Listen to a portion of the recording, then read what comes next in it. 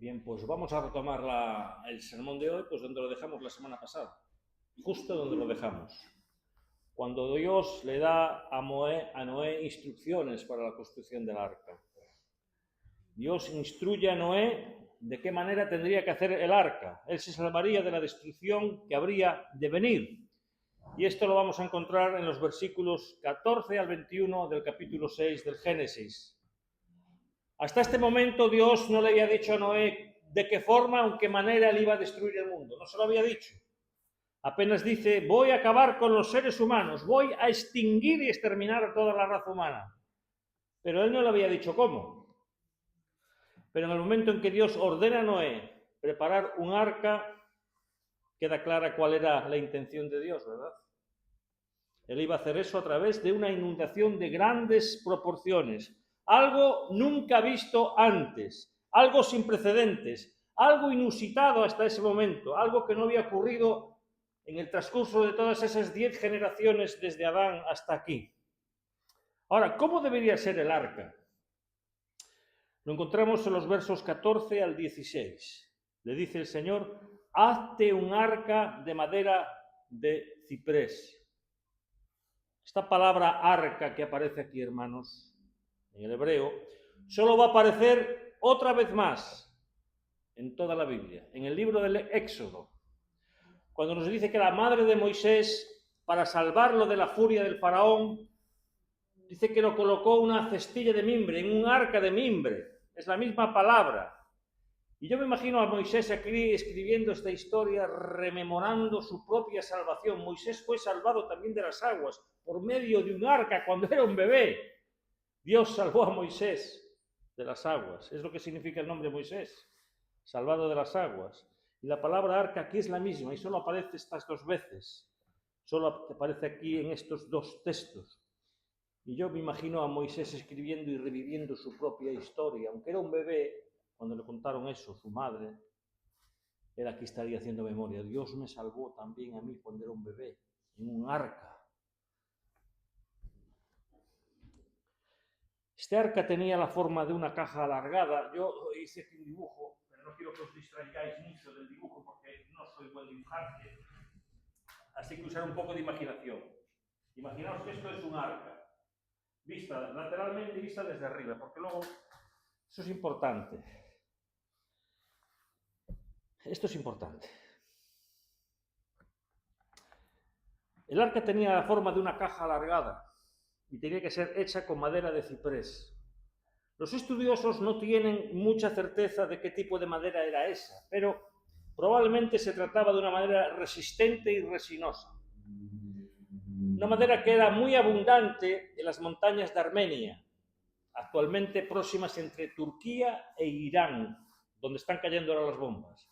Las bombas de esta guerra, de una de estas guerras, porque por desgracia no se está sola, están cayendo sobre el Génesis. Y fue allí, en aquella región, en donde ocurrió este episodio del Arca de Noé, que de hecho quedará varada en los montes Ararat, que están en Turquía. A estas alturas, hermanos, nos damos cuenta de que el hombre ya había aprendido carpintería, ya hemos visto que ellos habían aprendido a hacer música, habían aprendido la metalurgia, habían aprendido la agricultura, a cuidar el ganado, a hacer tiendas. Y a estas alturas ellos dominan también el arte de la carpintería y de una forma prodigiosa. Bien diferente es esta de la visión que nos dan los científicos del hombre de aquel tiempo, un hombre que vivía en cavernas pintando las paredes. Algo bien diferente, ¿verdad? Es esto. La visión que se nos da aquí es la de una civilización muy avanzada, con la tecnología suficiente como para hacer un barco de semejantes proporciones, semejante a un petrolero, en la cúspide, en el que cupiese todo ese material que vamos a ver aquí, de alimentos, animales que van a entrar en el arca. Este barco debería tener compartimentos en sus pisos, 3 plantas llenas de compartimentos, es decir, llenas de habitaciones. Y esto es muy importante, que un barco de estas características tenga esos compartimentos que le van a dar estabilidad al barco. Aquí tenemos a un hombre que estuvo trabajando durante muchos años en unos astilleros navales y sabe que un barco sin compartimentos pierde la estabilidad. Y esos compartimentos, al ir dividiendo la carga en esos compartimentos, eso es lo que le da esa estabilidad al barco cuando se encuentra en medio de una tormenta. Si no hay esos compartimentos, la carga se desplaza de un lado para otro y el barco se hunde. Creo que es así, ¿verdad?, cómo funciona la cosa.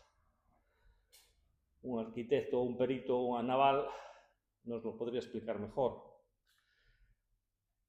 Así que le dice Dios a Noé que pusiese varios pisos, concretamente 3 pisos, y en cada piso lleno de habitaciones, de compartimentos.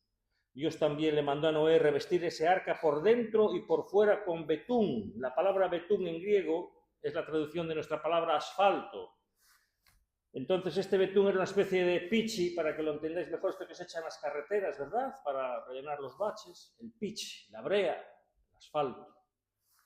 Y se tenía que dar por dentro y por fuera para tapar las grietas entre tablón y tablón, entre tronco y tronco, entre la madera había grietas y tenían que ser tapadas con eso. Entonces, una vez calentado ese pichi, se aplicaba en las grietas y las juntas de la madera, y una vez que se endurecía, hacía que esa barca fuese impermeabilizada por dentro y por fuera. Y este fue el mismo proceso que la madre de Moisés tuvo que utilizar con esa arquilla, con esa arca, con esa cesta donde puso a su hijo Moisés. La tuvo que calafatear por dentro y por fuera para que fuese impermeable a las aguas del Nilo. El propósito de este barco, hermanos, no era navegar y dirigirse hacia donde el barco quisiera. Su objetivo era solamente flotar. Tanto es así que Dios no le puso ni timón ni velas, porque simplemente debería de flotar. Ese era su objetivo, porque Dios era su capitán, su piloto, el que iba a dirigir el barco a donde él quisiera. Las dimensiones del arca las tenemos en los versos 15 y esto es interesantísimo, hermanos. Yo sé que tú no lo vas a entender o no le vas a dar el valor que esto tiene. Pero yo pensando solamente en este versículo te aporta una cantidad de nutrientes espirituales que va mucho más allá de lo que tú puedas leer. Porque Dios está diseñando el arca para que Noé la construya, pero su diseñador es Dios. Y Dios hace un diseño y unas dimensiones del arca que hasta hace poco tiempo un ingeniero naval han hecho la prueba con estas características de esta barca para que se comprobara y realmente tiene estabilidad en medio de la tormenta. Este barco flota, no se va a hundir.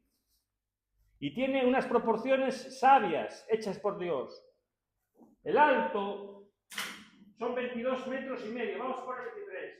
Y de largo 135 metros. Esta proporción, un sexto, le va a dar a esta arca estabilidad. Y después la anchura del barco son 13 metros y medio, que es una décima parte del largo. Eso le da equilibrio, estabilidad, flotabilidad.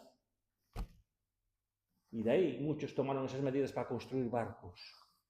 Mucho más tarde, los griegos, los romanos.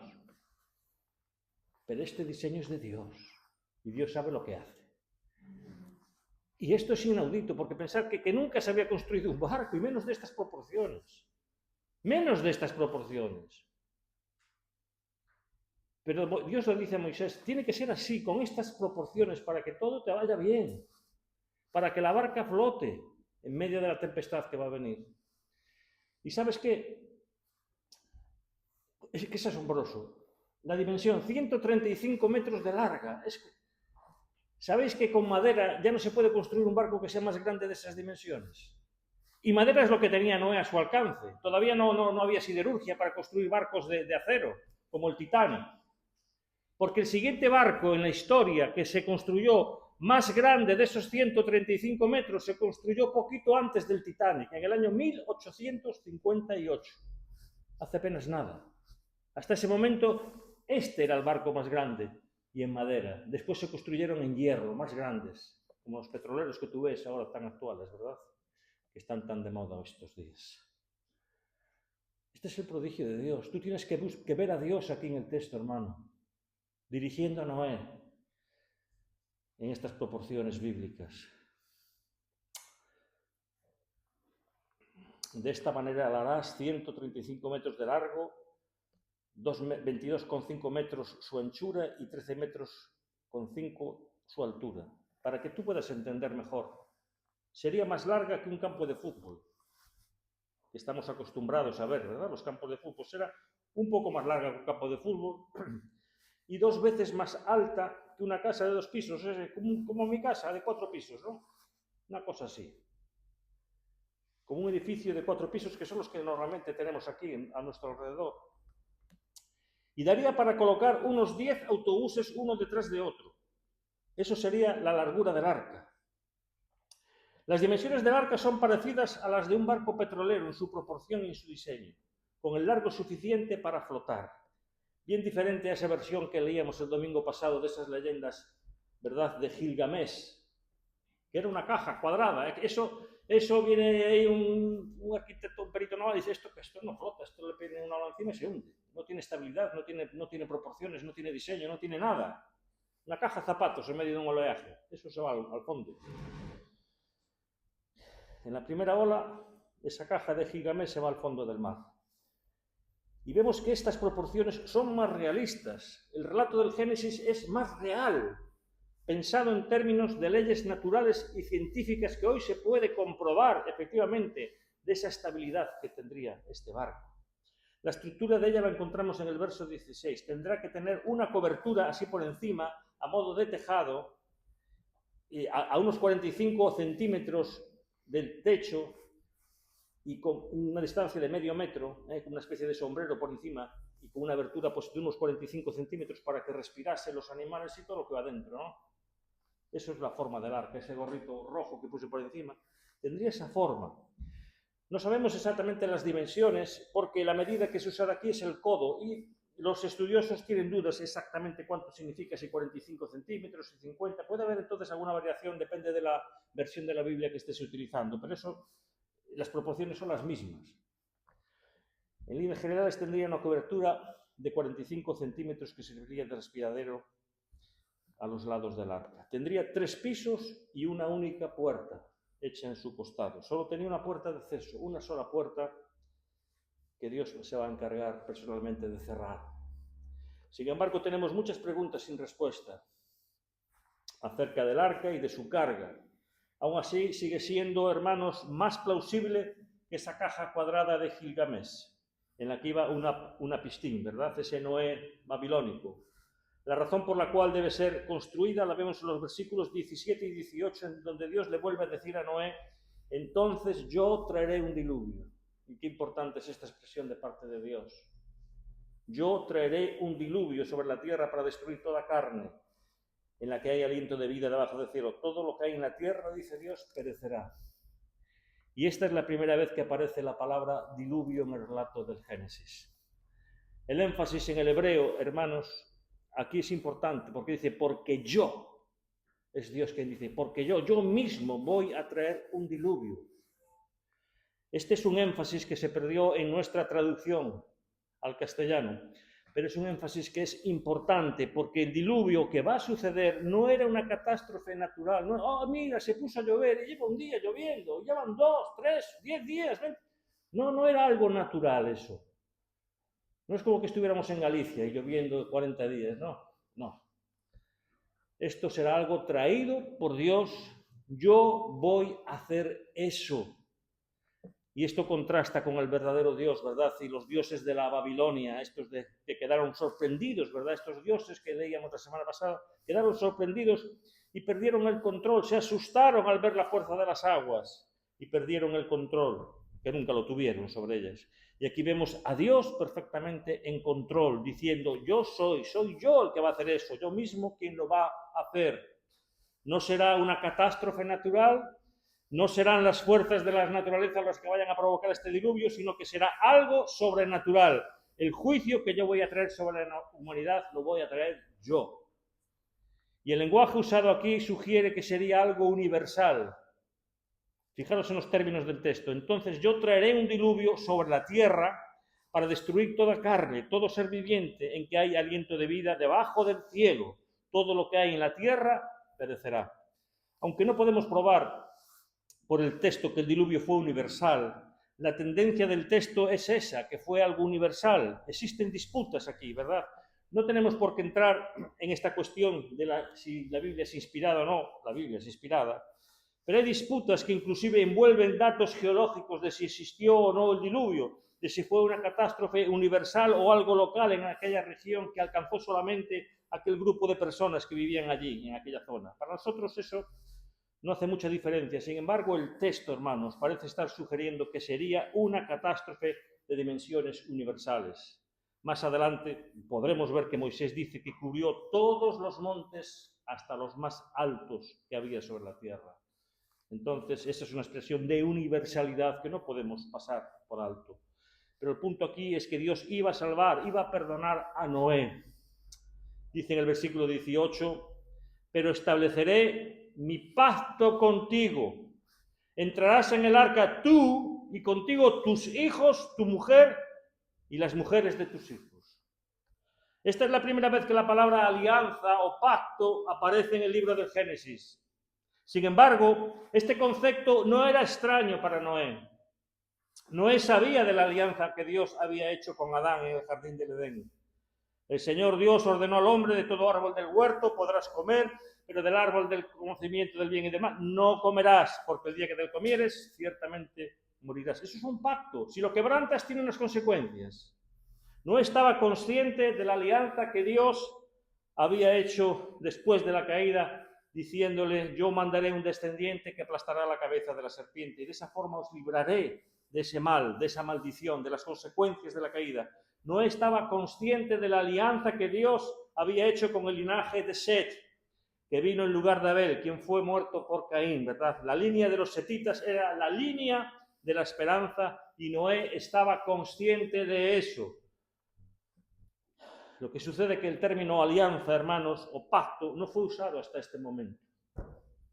Dios había hecho una alianza con su creación, de guiarla, de protegerla, de que los seres vivos deberían de multiplicarse sobre la tierra.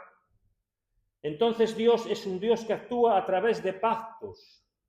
Él empeña su palabra para que nosotros podamos confiar en eso, en su palabra.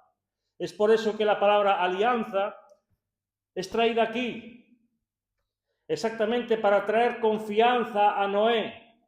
Imagínate a Dios diciéndole: mira, Noé, prepara un arca de este tipo porque yo voy a traer un diluvio que va a matar a todo el mundo. Y yo me imagino a Noé pensando: Dios mío, ¿qué va a ser de nosotros? No, Noé, estate tranquilo, Noé, porque yo contigo voy a establecer mi alianza.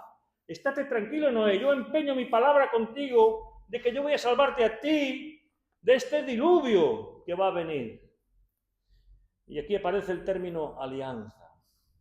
Pero esta no es la primera vez que ocurre una alianza, ¿verdad? El término alianza, repito, es traído aquí para animar, encorajar a Noé y a su familia de que el Dios creador de todas las cosas, el Dios todopoderoso, había de preservarlos en medio de aquella catástrofe que está por venir. Y de esa forma Noé daría continuidad a esa alianza hecha con la creación y Adán allá en el jardín.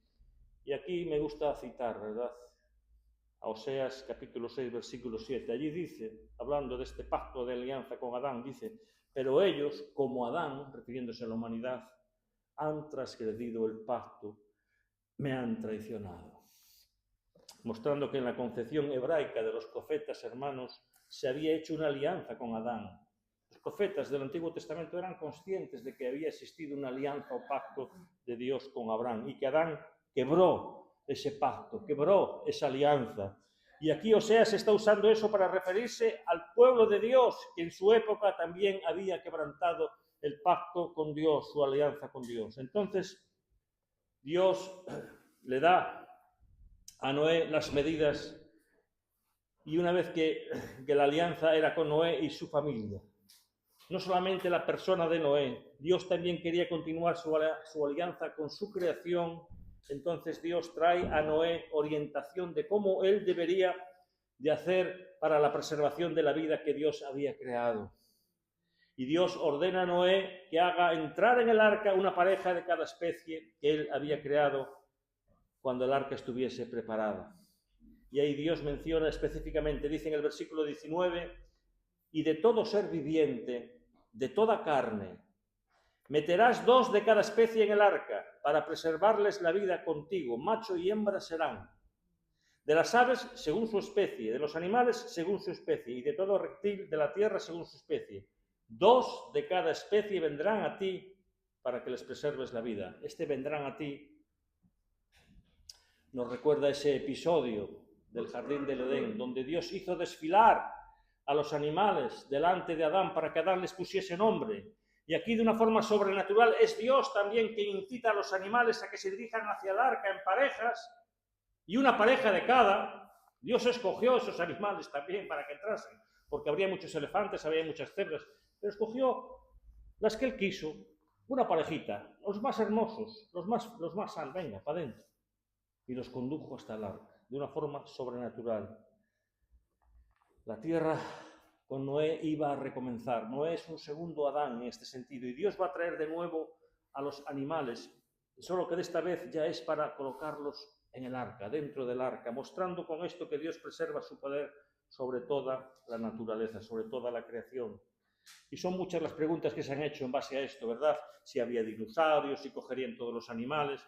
Mira, los animales no tenían por qué ser también grandes, podían ser crías, podían ser animales pequeños.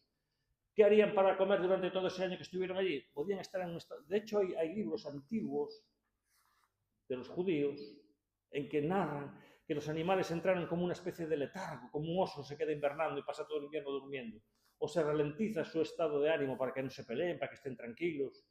Todo eso hay leyendas, libros escritos muy antiguos que hablan sobre detalles de este tipo, pero no vamos a entrar ahí, ¿verdad? El texto termina con la narración del versículo 22 diciendo que Noé, ¿qué hizo? Obedeció a Dios. Dice el 22, así lo hizo Noé, conforme a todo lo que Dios le había mandado, así lo hizo. 2 veces se nos dice que Noé hizo todo lo que Dios le había dicho que hiciera, exactamente como Dios se lo había ordenado.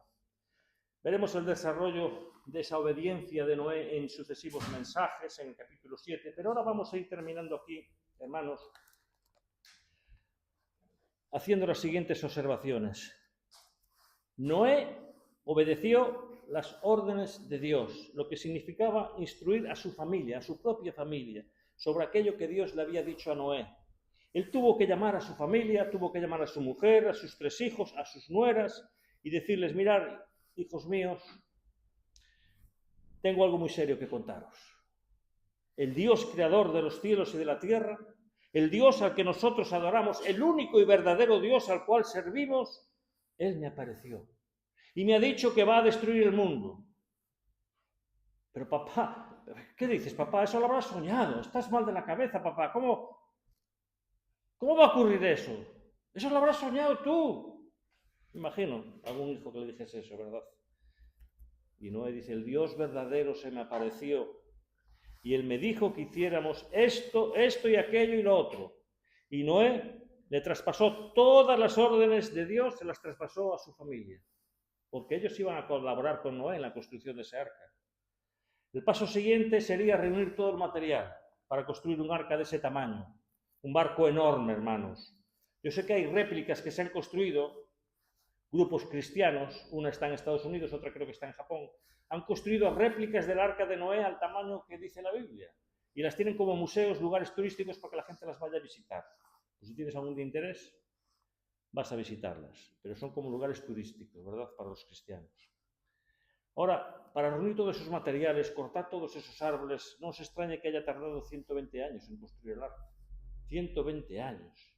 Tenían que reunir la madera de ciprés, toda la tecnología necesaria, hacer los planos, porque Noé tuvo que hacer unos planos con los detalles que Dios le dio de las dimensiones, no podía hacerlos de cabeza, tenía que sentarse, calcular y hacer los planos. Y los ingenieros saben que esto no se puede hacer de una obra de este tamaño, no se puede hacer sin planos, es imposible. Tiene que tener un croquis de lo que se va a hacer y tener una idea de cómo va a ser hecho. Este trozo encaja con este y el otro encaja allí, etc. Entonces Noé, hermanos, da inicio a la construcción del arca. Y todo eso duró 120 años, al mismo tiempo que Noé predicaba. Eso es lo tremendo. Noé no dejó de trabajar, pero tampoco dejó de predicar. Trabajaba construyendo en el arca y predicaba. Cada sermón era una tabla que él iba poniendo en el arca, porque el arca era un testimonio vivo. Y Noé predicándole a aquella generación incrédula, año tras año. El autor de la carta a los hebreos citó esto aquí. dándonos una visión del Nuevo Testamento de cómo nosotros debemos de interpretar esto de que Noé obedeció a Dios. Porque la Biblia se interpreta a sí misma.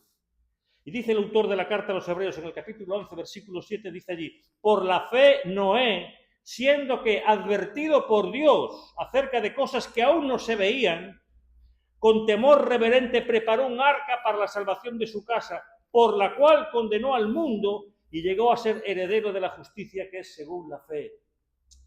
Este es el autor de la carta a los Hebreos, interpretando este episodio que acabamos de narrar. ¿Qué podemos aprender aquí, hermanos, de este pasaje de Hebreos? Primero, que Noé obedeció por la fe. Por la fe obedeció a Dios, porque él creyó en acontecimientos que aún no se veían. Y además de eso, que nunca habían ocurrido antes. Él va a preparar un barco increíble porque el Señor le dice que viene una gran inundación. ¿Qué es eso, Señor? Un diluvio. ¿Qué es un diluvio? Algo sin precedentes. La fe es la certeza de las cosas que se esperan, las cosas que no han sucedido, cosas que esperamos y que son tan ciertas para nosotros como si fuesen una realidad ya. La fe es la certeza de lo que se espera, la convicción de lo que no se ve, dice Hebreos capítulo 1, versículo 1 del capítulo 11. Noé escuchó los avisos de Dios sobre las cosas que no habían ocurrido y, hermanos, la probabilidad de una inundación en aquel lugar, de un diluvio allí, era algo impensable. Era un desierto. Noé creyó contra todas las evidencias. Noé por la fe obedeció a Dios. Le creyó a Dios a pesar de los pesares, a pesar de las circunstancias. La segunda cosa que aprendemos, hermanos, es que él hizo todo eso porque él temía a Dios. Noé tenía temor de Dios. Nos dice ahí en el verso 7. Es decir, él tenía un santo temor por Dios. Al contrario que aquel mundo, ¿verdad?, que rodeaba a Noé. Y la primera cosa que nos dice el autor de Hebreos es que la obediencia de Noé condenó al mundo. Condenó al mundo. Por lo menos había uno que estaba en lo correcto, en lo cierto. Y este es un caso, hermanos, en que la mayoría está totalmente equivocada y que la minoría está en lo correcto. Uno con Dios es más que todo el mundo sin Dios. Noé era el único que tenía razón. ¿Tú lo has pensado alguna vez? ¿Tú apostarías por Noé si estuvieses allí o serías uno más del montón? Seguramente todos seríamos uno más del montón. Este está loco, construyendo un barco aquí. Este es un caso, hermanos, en que la minoría vale más que toda la humanidad. Y es lo único verdadero. Y la obediencia de Noé condenó al mundo. En el día del juicio, hermanos, la gente no va a poder decir: es que no sabíamos nada, es que no teníamos ni idea de lo que iba a ocurrir. Y Dios le va a decir: en medio de ustedes, por 120 años, hubo un hombre que les estuvo avisando y construyó inclusive un arca para que pudiese ver con vuestros propios ojos de lo que iba a ocurrir. Pero ni con esa le hicisteis caso. La obediencia de Noé condenó al mundo de aquella época. Y algo más se nos dice aquí, es que él se volvió heredero de la justicia que viene por la fe. Noé fue salvo por la fe, hermanos, como tú y yo somos salvos por la fe, de la misma manera, del mismo modo. La diferencia lo hemos dicho ya, ¿verdad? Muchas veces, es que Noé creyó que aquel arca era un símbolo de la salvación del Mesías, simboliza al Mesías, es un símbolo de la llegada del descendiente de la mujer que vendría a salvar al pueblo de Dios. Ese arca simbolizaba al Mesías. Él miraba hacia el futuro, miraba en la confianza de la promesa que Dios le había dado de que de la descendencia de la mujer vendría aquel Salvador, ¿verdad? Y Noé miraba hacia el futuro y creía a Dios. Nosotros miramos hacia el pasado, miramos a ese descendiente que ya vino. Nosotros ya sabemos que él vino y que murió en una cruz y que resucitó al tercer día. Noé tenía que mirar hacia el futuro y creer que eso iba a pasar. La misma fe, la de Noé. Él miraba hacia adelante, nosotros miramos hacia atrás. Noé contemplaba el futuro, nosotros miramos hacia el pasado. Nosotros somos salvos de la misma forma que Noé fue salvo, porque siempre fue por la fe, siempre. Él se volvió heredero de la justicia que viene por la fe. Y vamos a ir terminando, ¿verdad? Vamos a pasar a ver las conclusiones. Hermanos, ¿qué es lo que Moisés quería enseñarles a los israelitas? Aquí es importante no perder de vista lo que se llama el horizonte hermenéutico, hermanos. ¿Para quién estaba hablando Moisés? El sentido del texto siempre es el sentido de la audiencia original. Los oyentes de Moisés era el pueblo de Israel, a quienes fue dirigido esta historia, este mensaje. ¿Cómo ellos iban a entender este texto, el pueblo de Israel? ¿Cómo lo iban a entender? ¿Qué es lo que quería decir Moisés a aquellos israelitas allí reunidos, ¿verdad?, en las planicies de Moab, a punto de entrar y de cruzar el río Jordán para conquistar la tierra prometida y tomar aquella tierra por herencia. Lo primero es que el Dios de Israel, hermanos, era diferente de los dioses egipcios y de los dioses cananeos y de aquellos que iban a encontrarse en esa tierra, ¿verdad? Diferente de todos esos dioses, babilónicos, egipcios, cananeos. Era un Dios diferente, un Dios diferente al de las historias que ellos conocían de la epopeya de Gilgamesh. Un Dios diferente, por ejemplo, a ese Dios de las epopeyas de Gilgamesh. Dios estaba en control de las fuerzas de la naturaleza y de las aguas. Dios había abierto el Mar Rojo hacía poco tiempo para que lo cruzaran los israelitas a su salida de Egipto, y ahora en poco breve iba a abrirles el río Jordán para que lo cruzaran y entraran a la tierra prometida. Dios es el Dios que todo lo puede, que todo lo gobierna. Y Dios podía traer un diluvio porque Él tiene el control sobre todas las cosas. Él abrió el Mar Rojo y va a abrir ahora el Mar Jordán para que lo atraviese su pueblo. Es el Señor de toda la creación. Las aguas en la cosmología oriental eran el símbolo del caos. Las aguas representan el caos, la revuelta y la oposición a los dioses. Pero en la perspectiva bíblica, hermanos, Dios crea las aguas. Dios manda sobre las aguas. Él manda los diluvios. Él abre el mar. Él abre el río. Dios es diferente al Dios de los paganos. Es el único Dios verdadero, hermanos. El único Dios verdadero. Él es el Dios que salvó graciosamente a quien Él quiso, de la misma forma que Él salvó a Moisés en una cestita de mimbre, ¿verdad? En un arca calafeteada con betún. Y también salvó a estos a los cuales había preservado la vida, a los israelitas que estaban a punto de entrar a la tierra prometida. Él también los guardó y los preservó en esa tierra, hermanos. Por lo tanto, nosotros hoy no adoramos a otros dioses, nosotros somos guiados por la palabra de Dios. Esa es nuestra guía, hermanos. Sabemos que existen historias, hermanos. Algunas las he contado. Existen otras religiones y existen otras versiones de estos acontecimientos. Pero escuchen una cosa, para nosotros esta es la única versión correcta, hermanos. Lo demás son fábulas, mitos, cuentos, que se fueron degradando con el paso del tiempo, transmitiéndose de generación en generación, pero de generación en generación pecadora, que iban creando sus propios ritos, sus propios dioses, su propia cultura, y estas leyendas las iban transmitiendo y las iban deformando. Pero aquí Dios se cuidó de guardar esto por escrito y conservarlo en la palabra de Dios para ti, para mí, para todas las generaciones. Esta es la historia verdadera. Solamente por las dimensiones del arca de Noé que te acabo de decir antes, te puedes fiar de Dios. Te puedes fiar.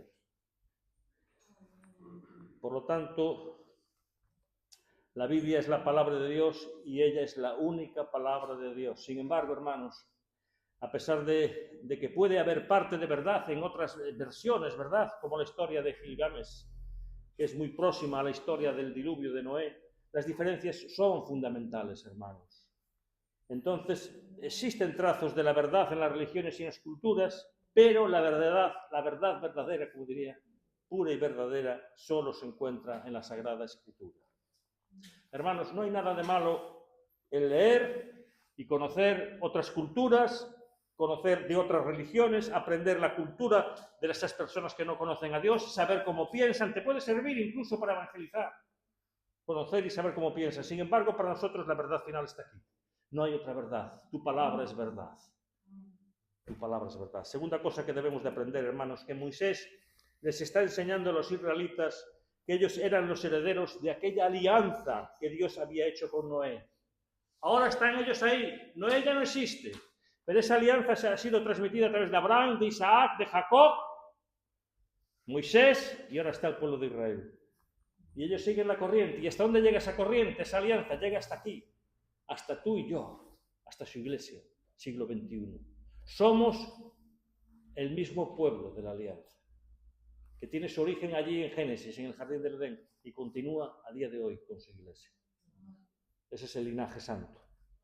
Y no era un ejemplo de la fidelidad del pacto, de alguien íntegro, justo, que andaba con Dios y que obedeció a Dios de la misma forma que los israelitas deberían de obedecer la alianza con Dios que Dios había hecho con ellos cuando entrasen en esa tierra prometida. Igualmente nosotros, para nosotros es lo mismo, nosotros somos los herederos de esa larga línea de la alianza, hermanos. Nosotros tenemos una alianza superior a la de los israelitas. ¿Por qué? Porque nuestra alianza fue, de alguna forma, por decirlo, sacramentalizada, no en la sangre de animales, sino en la sangre del Hijo de Dios, en Jesucristo. Y eso es muy diferente. Aquí ya no estamos hablando de sombras, de animales sacrificados que representaban a Cristo. Aquí tenemos a Cristo ya sacrificado y haciendo un pacto en su sangre, que celebramos la Santa Cena. Este es mi pacto en mi sangre, dice el Señor. Mucho más nosotros debemos vivir en obediencia y santidad, por tanto, hermanos. Mucho más. Y ser fieles a ese pacto, a las promesas que hemos hecho cuando profesamos nuestra fe, cuando confesamos nuestra fe. Hemos declarado delante de todo el mundo que somos cristianos, que vamos a seguir los caminos del Señor. Esa es una alianza que tú has hecho con Cristo, hermano. Por tanto, mucho más nosotros debemos de andar en obediencia y sumisión. Y en tercer lugar, y esto quiero aclararlo porque esta semana me preguntaron precisamente sobre este tema, estuvimos hablando con alguien de otras iglesias. Algo que Moisés quiere mostrarnos aquí es que cuando Dios hace una alianza, incluye a sus hijos. ¿Qué te parece? ¿Qué te parece la importancia de esto? Sin embargo, a pesar de haber dicho, haré contigo una alianza, sin embargo, él dice, entrará en el arca tu esposa, tus hijos y la mujer de tus hijos. Qué importante es esto, hermanos. O sea, la alianza incluye a la familia. Y es por eso que nosotros tenemos esperanza en la salvación de nuestros hijos. Es por eso que nosotros traemos a nuestros hijos al culto, para que escuchen la palabra de Dios y para que estén debajo de ese paraguas de la bendición de Dios. Que el mundo no se los coma, los queremos que vengan para el Señor, que sean de Él. Que escuchen la palabra, que estén dentro de ese pacto que Dios ha hecho con la iglesia, que nuestros hijos se los presentamos a Dios por eso, los traemos al culto y les enseñamos la enseñanza verdadera para que estén al amparo de Dios, para que no se aparten.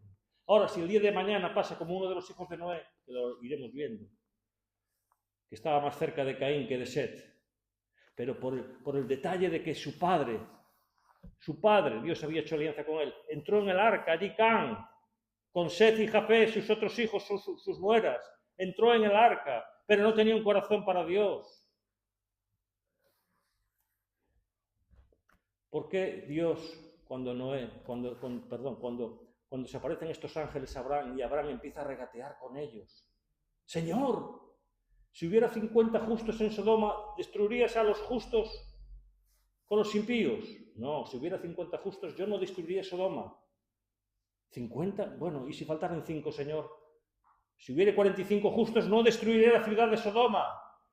Perdóname, Señor, pero ¿y si fueran 40? ¿Destruirías la ciudad? Si hubiera 40 justos en Sodoma, no destruiría la ciudad. Permíteme, Señor, hablar una vez más. Si hubiera 30, por esos 30 no destruiría la ciudad. Señor, déjame hablar una vez sola más. Si hubiera 20, Señor, 20 justos, destruirías la ciudad. Si hubiera 20 justos, no la destruiría. Y aquí pasa algo semejante. Aquí vemos a Noé, pregonero de justicia, un hombre justo que andaba recto delante de los ojos de Dios, y eso permitió que su familia pudiese ponerse debajo de ese paraguas. Si hubiera 30 justos en Sodoma, hubiera Dios perdonado a toda aquella población impía y pecaminosa. Pero no había más que Lot y sus hijas. Que entendamos esto, la importancia que es estar bajo el paraguas de Dios. No era justo, pero a pesar de eso tenía un hijo que no lo era. Era uno de sus hijos que estaba más cerca, digo, de Caín que de Set. Y eso lo veremos más adelante con detalle. Sin embargo, a pesar de ello, ese hijo entró dentro de la alianza y alcanzó los privilegios y beneficios por causa de su padre, que era justo y temeroso de Dios. Por causa de su padre, Dios los mantuvo allí.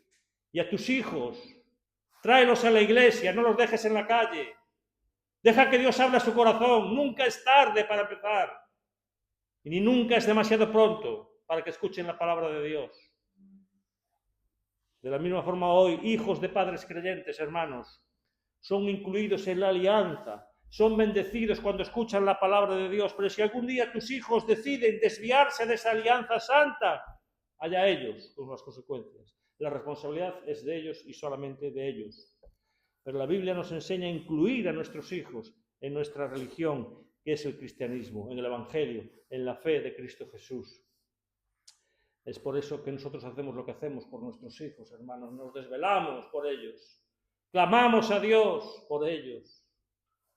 Y en cuarto y último lugar, Dios les estaba hablando a los israelitas acerca de un diluvio, diciéndoles, mirad, Dios usó el diluvio para juzgar y condenar la tierra antes, pero lo mismo va a hacer ahora por medio de vosotros cuando entréis en la tierra de Canaán. Dios utilizó un diluvio para destruir la tierra, pero ahora vosotros seréis el brazo ejecutor. Vais a destruir a esas 7 naciones cananeas. Llevo 450 años soportando todos sus pecados, que eran lo mismo que estaba ocurriendo en la época de Noé, los mismos clases de pecados, sino peores. Pero ahora vosotros vais a ser el brazo ejecutor. Y así acabaron con las naciones cananeas. Más tarde, lo que os acabo de contar, la destrucción de Sodoma y Gomorra. Dios tuvo que poner freno al pecado de alguna forma, que estaba allí concentrado en aquellas ciudades, pero que se estaba expandiendo seguramente. Y dijo, no, esto hay que acabar con esto aquí, de raíz. Y fueron destruidas Sodoma y Gomorra. Y esto no son mitos, no son fábulas, no son leyendas, son cosas, son hechos históricos que narra la palabra de Dios. Y yo me los creo. Yo me los creo.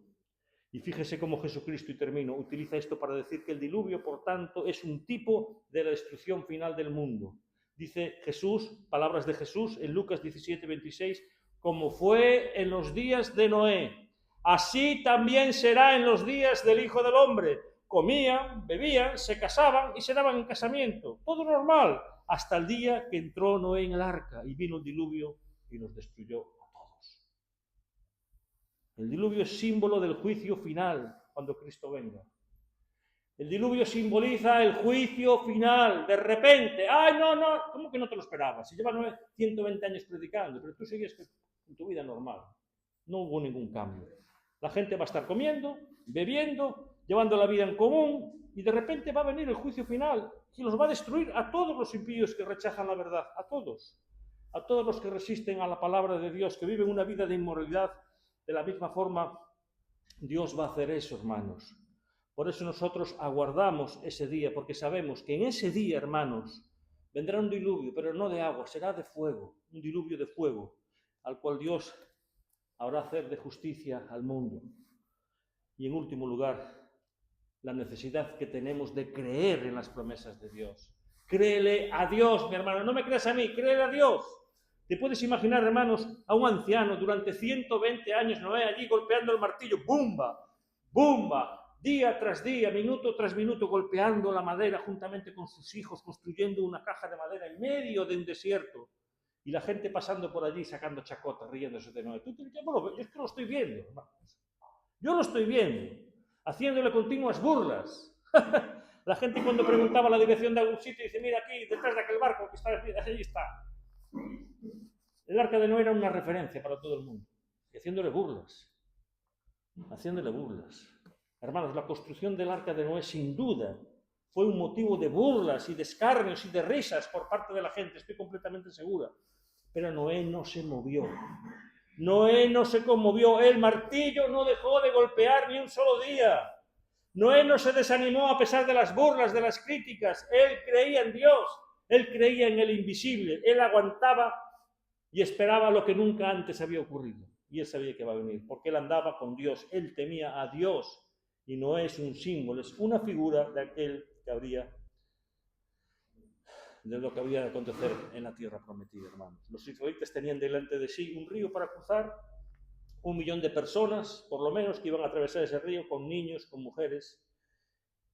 Y por otro lado estaban aquellas otras 7 naciones, hermanos, más poderosas militarmente, mucho más poderosas y preparadas que los israelitas, mucho más. Sin embargo, Dios les estaba diciendo, os los vais a comer como bocados de pan.